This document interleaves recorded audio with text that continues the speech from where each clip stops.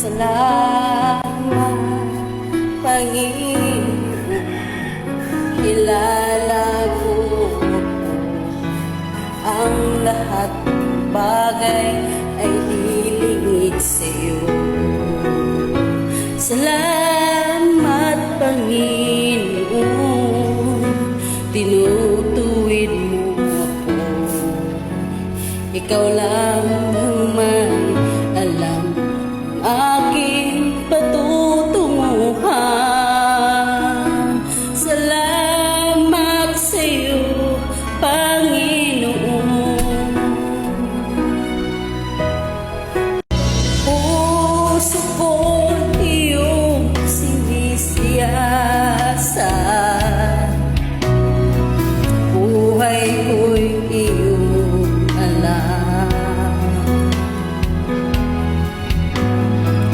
Ang lahat kong lihim, O Yahweh,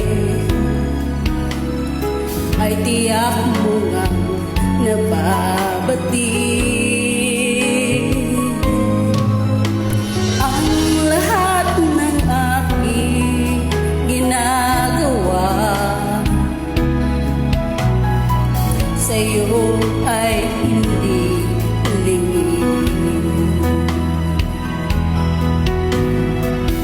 Ang lahat kong lihim, O Yahweh, ay tiyak mo nga nalalaman.